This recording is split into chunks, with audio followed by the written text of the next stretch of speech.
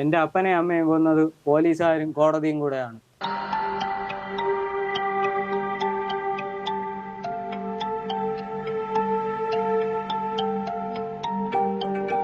ഈ സ്ഥലത്തിന്റെ അവകാശി അവരാണെന്ന് കോടതി അങ്ങ് അംഗീകരിച്ചു കൊടുത്തു. അതുകൊണ്ട് ഞാൻ എൻ്റെ അമ്മയും അപ്പനെ ഞാൻ കല്ലറ പൊളിക്കാൻ പോണു. ഞാനാണ് ഇവിടെ അടക്കിയത്. അവരെ ഞാൻ പൊളിക്കാൻ പോണു. ഏറെ കോളിളക്കം സൃഷ്ടിച്ച നെയ്യാറ്റിൻകരയിൽ പൊള്ളലേറ്റ് മരണമടഞ്ഞ രാജൻ അമ്പിളി ദമ്പതികളുടെ സ്ഥലത്തിന്റെ ഉടമസ്ഥാവകാശം കുടുംബത്തിൻ്റെതല്ലെന്നു കാട്ടി വീണ്ടും കോടതി ഉത്തരവ്. 2020 ഇക്കാരണം പറഞ്ഞ് കോടതി ഉത്തരവ് നടപ്പിലാക്കാനെത്തുമ്പോഴായിരുന്നു പെട്രോളൊഴിച്ച് ആത്മഹത്യയ്ക്ക് ശ്രമിക്കുന്ന ദമ്പതികൾ പൊള്ളലേറ്റ് മരിക്കുന്നത്.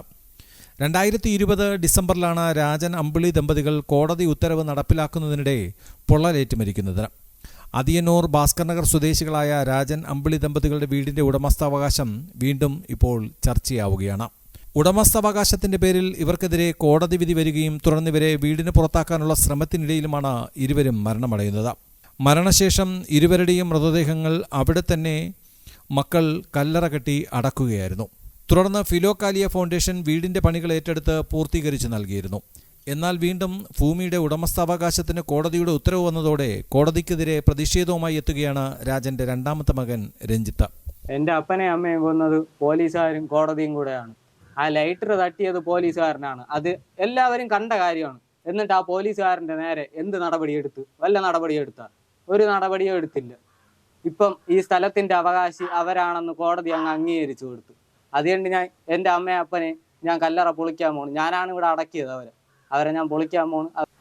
കോടതി വെച്ചിരിക്കുന്നത് പാവപ്പെട്ടവരെ സംരക്ഷിക്കാൻ വേണ്ടിയിട്ടാണ്. ഭൂമിയിലാണ് ഒരു മനുഷ്യൻ ജനിച്ചു വീഴണത്. ഭൂമി എന്ന് പറയണത് ജനിച്ചു വീഴണവർക്കുള്ളതാണ്. അതിന്ന് ഈ നിയമം എന്ന് പറഞ്ഞാൽ ആർക്കുള്ളതാണ്? ഈ ഭൂമിയിൽ ജനിച്ചു വീഴണവരെ സംരക്ഷിക്കാനുള്ളതാണ്.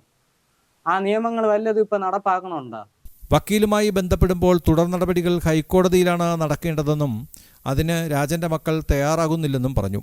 തങ്ങൾ ഉടമസ്ഥരല്ലാത്ത പുരയിടത്തിൽ നിന്ന് അപ്പൻ്റെയും അമ്മയുടെയും കല്ലറകൾ പൊളിച്ചു മാറ്റുമെന്നും രാജന്റെ മകൻ നെയ്യാറ്റിൻകര ന്യൂസിനോട് പറഞ്ഞു. അയൽവാസിയായ വസന്തയാണ് രാജനെതിരെ പരാതി നൽകിയിരുന്നത്.